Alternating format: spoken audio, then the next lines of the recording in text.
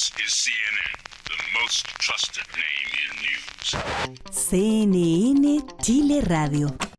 Podcast. Siempre. Siempre.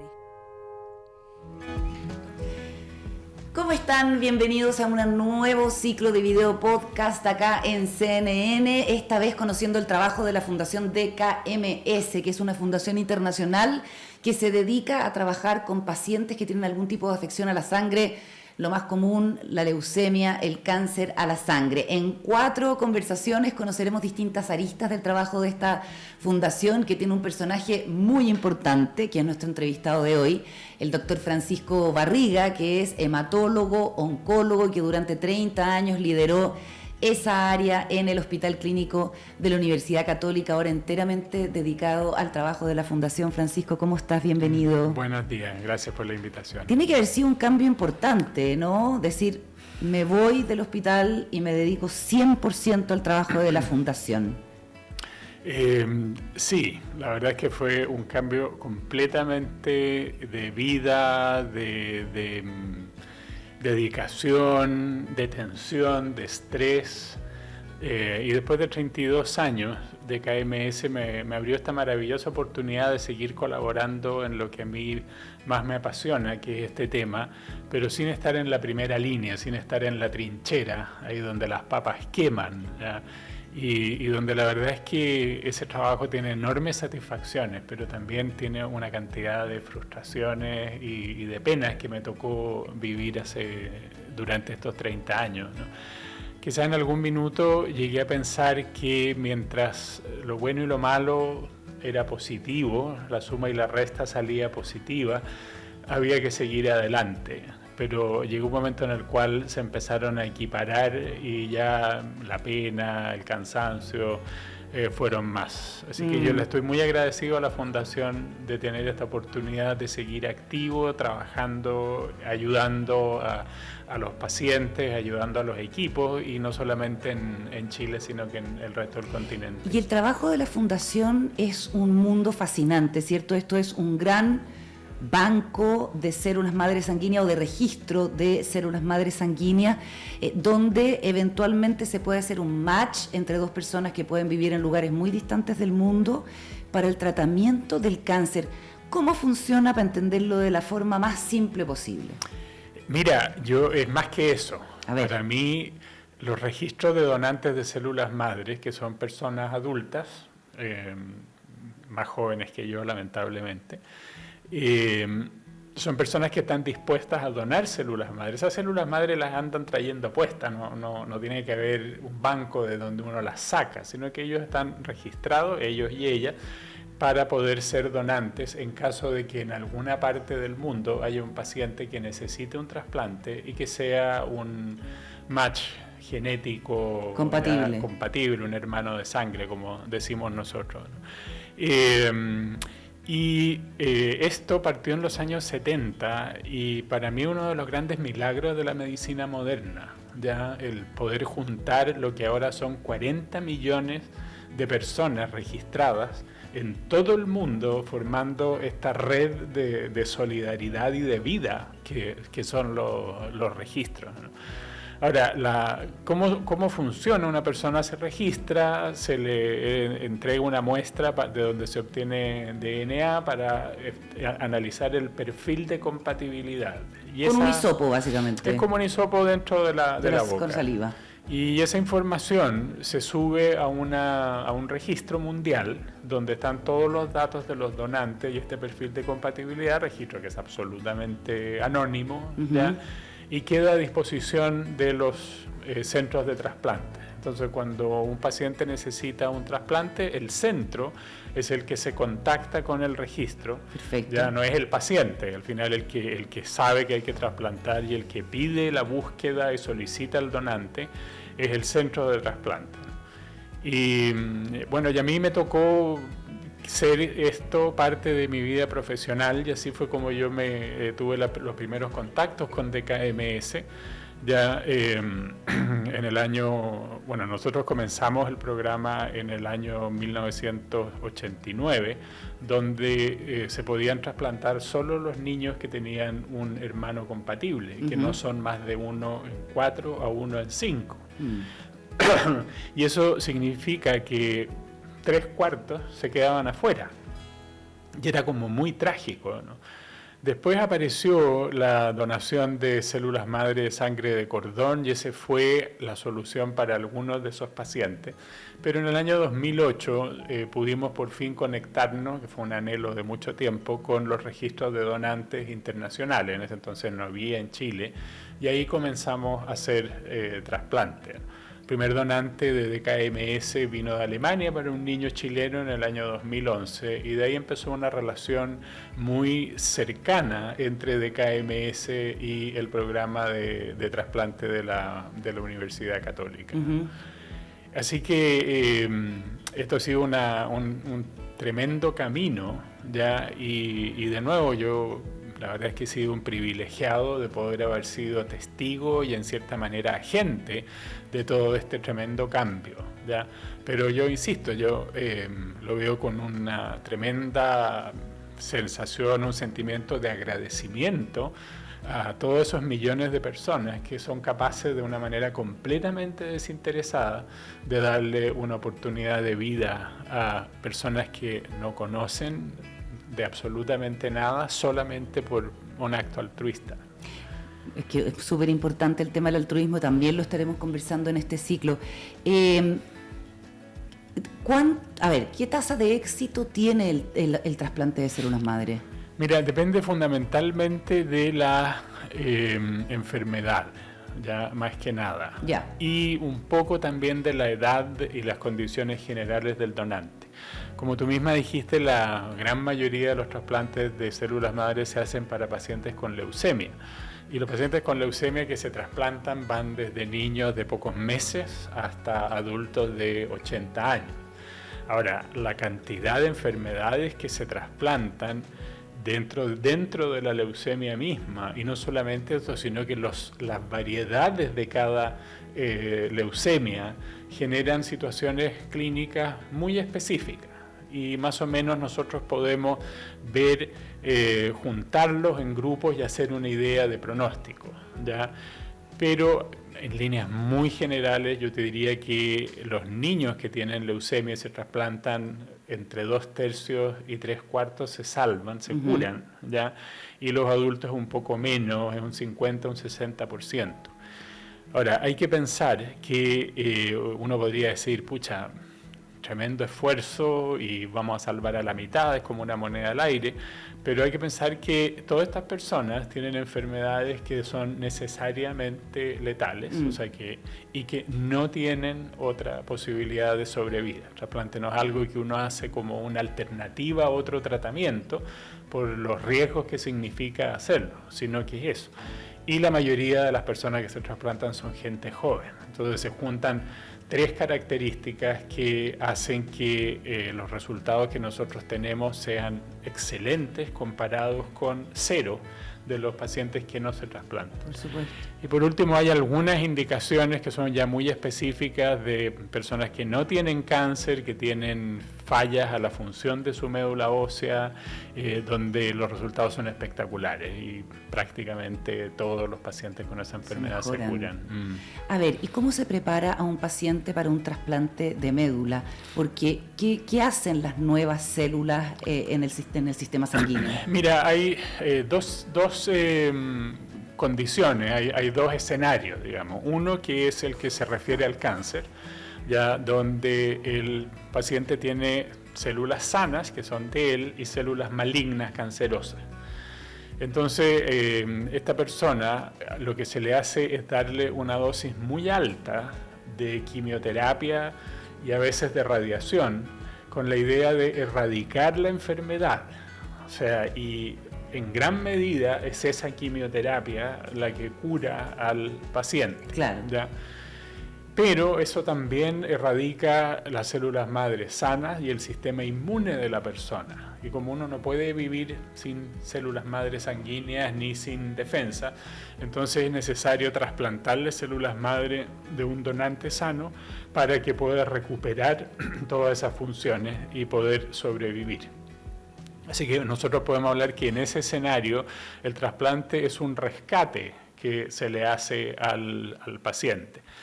Hay otros aspectos que ya son más finos, que no vale la pena entrar mucho más en detalle. Y el otro escenario son las enfermedades que se originan en las células de la sangre, pero en todas ellas. Ya. O sea, personas que tienen enfermedades ya sea congénitas o adquiridas, donde sus células madre no funcionan o tienen un defecto que es incompatible con la vida. Y en ese caso, la curación la producen específicamente las células madre, pero igual a esos pacientes hay que prepararlos con una quimioterapia o con drogas que lo que hacen es disminuyen su capacidad de rechazar las células madre del donante que se le ponen. Y estas células que se le donan, yo no sé en qué cantidad se dona, lo que hace es que empieza a generar una nueva sangre para esa persona. Esa es la magia de la sangre. La magia de la sangre. Entonces genéticamente la sangre de esa persona es desde el donante. Y lo será hasta el último día de su vida. Impresionante. Hasta el último día de su vida. A ver, ¿cómo funciona la magia de la sangre? La magia de la sangre es que toda nuestra sangre se forma a partir de estas células que nosotros llamamos células madre o progenitores, como uno lo quiera decir. Y estas células viven en la médula de los huesos, y por eso es el trasplante de médula ósea. Y en la médula de los huesos viven en como unos pequeños nidos de celulares donde son alimentadas y ellas proliferan continuamente todo el tiempo. O sea, esa es su función, es proliferar, y las células hijas se van convirtiendo de a poco, siguen proliferando, pero después se van convirtiendo en lo que son las células maduras de la sangre, que muchos sabemos, los glóbulos rojos, que los glóbulos blancos para las defensas, los rojos para transportar oxígeno, las plaquetas que coagulan la sangre, ¿ya? Pero esas células continúan ahí. Ya con el tiempo van perdiendo un poco de su capacidad, como todos los que vamos envejeciendo vamos perdiendo capacidades, por eso es que también el mejor donante es un donante sano, y yo hago un llamado a toda la gente que sea joven, que por favor se inscriban, porque a ellos los necesitamos más que a nadie, ¿no? Pero entonces, ¿qué pasa? Cuando la persona se prepara para recibir esas células madre, estamos listos, y ahí estas células madres se obtienen ya sea de la médula de los huesos o ya sea de la misma sangre, como hemos visto algunas imágenes, y se transfunden. Y esa es la magia. O sea, esto no es una operación. Cuando cuando las células se extraen de la médula, el donante va a pabellón para poder sacarle las células madre, pero el paciente siempre recibe una transfusión de sangre rica en células madre. Pero eso no quiere decir que los donantes, o sea, el procedimiento es: yo me inscribo, se me hace este perfil genético con un hisopo, una cosa muy sencilla, quedo inscrita en este banco, en este registro, y si aparece una persona, un paciente con perfil genético muy similar o idéntico al mío, allí yo voy a hacer la donación. Eso no quiere decir que me van a meter a pabellón a sacarme células de la médula. Hay dos maneras de donar. Ya, una, que es la más antigua, que es efectivamente de la médula ósea. Entonces el donante va a pabellón y bajo anestesia general se extrae sangre de dos huesos de la cadera, ¿ya? Y esa sangre es muy rica en células madre y se transfunden al paciente.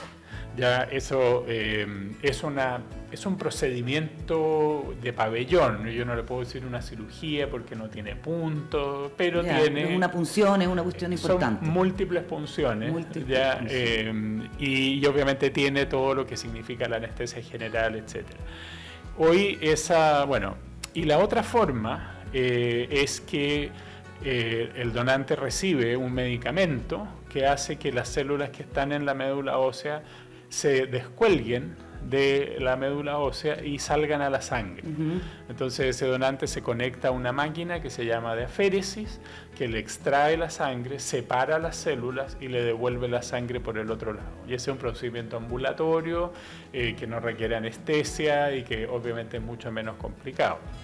En principio, el que decide o el que pide la donación, el tipo de donación, también es el centro de trasplante, porque hay diferencias importantes entre una fuente y en la otra respecto a lo que pasa después del trasplante, sobre todo las complicaciones que tiene la donación de médula o la donación de lo que nosotros llamamos sangre periférica. En la práctica, la mayoría de las donaciones son de sangre periférica. Hoy por hoy el 85% de las donaciones que nosotros recibimos se hacen por sangre periférica, porque la mayoría de las veces los centros de trasplante piden ese tipo de donación, ¿ya? Pero también el donante, que cuando se inscribe nosotros le pedimos que por favor esté dispuesto para donar de las dos maneras, la última decisión es de él. Hay gente que se le pide la donación de médula, pero tienen mucha miedo, claro, y mucha aprensión de tener que hospitalizarse. O sea, el hecho de inscribirme no me obliga inmediatamente a donar. Es que no te obliga a nada. No te obliga a nada. No te obliga a nada. Tú te puedes inscribir en la mejor de las intenciones. Pero después cuando te llaman, como decimos en Chile, es otra cosa con guitarra, tú en ese momento puedes decir, no, me complica, o muchas veces porque tienes otros problemas, hay que pensar que mucha gente se inscribe de joven y después pasan unos años y la vida cambia. Está más achacoso. O sea, el donante se puede arrepentir de donar hasta el último día, ¿ya? Así que esto es altruista, absolutamente voluntario, y siempre el donante tiene la última palabra. Francisco, por último, ¿qué es lo más satisfactorio de este trabajo? Mira, obviamente lo más satisfactorio en líneas generales es salvarle la vida a alguien que se iba a morir. Eso está absolutamente claro. Qué bueno sería que no fuera sin tener que sufrir tanto, sin tener que sufrir cuando son niños. Particularmente doloroso. Y obviamente está el riesgo de que el trasplante no solo no funcione porque no se cura de la enfermedad, sino porque el paciente tenga complicaciones tan graves debido al trasplante que no sobreviva el procedimiento. Pero si tú me preguntas cuál es lo más satisfactorio que me ha tocado vivir a mí en esta época de trabajo con donantes no emparentados, ha sido el encuentro entre el donante y el paciente. Esa es de las cosas más increíbles. ¿Y eso se produce en qué momento? La mayoría de los registros aceptan que el donante y el paciente, si los dos están de acuerdo, se conozcan 2 años después del trasplante. Y obviamente para eso el paciente tiene que haber sobrevivido, por supuesto, se tiene que haber mejorado.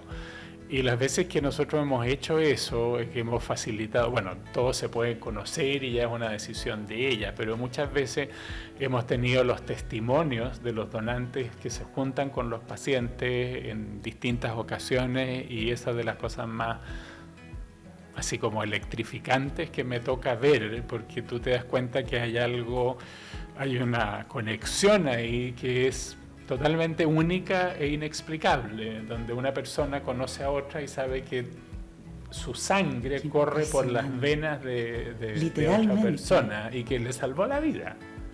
Qué impresionante. Y una reflexión al final precisamente sobre eso. ¿Qué hace a una persona más proclive a este tipo de actos altruistas?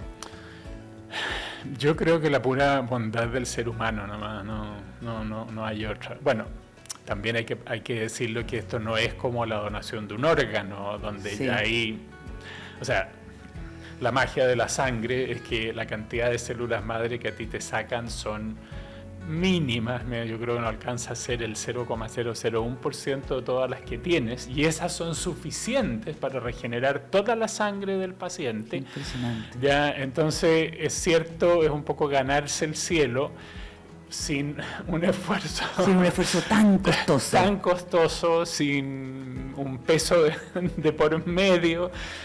Entonces, pero yo creo que al final es eso, ¿no? Es la pura bondad de las personas que están dispuestas a hacer esto para salvarle la vida a alguien.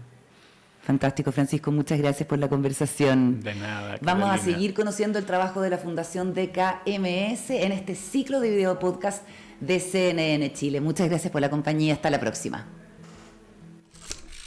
This is CNN, the most trusted name in news. CNN Chile Radio. Podcast. Siempre. Siempre. Siempre.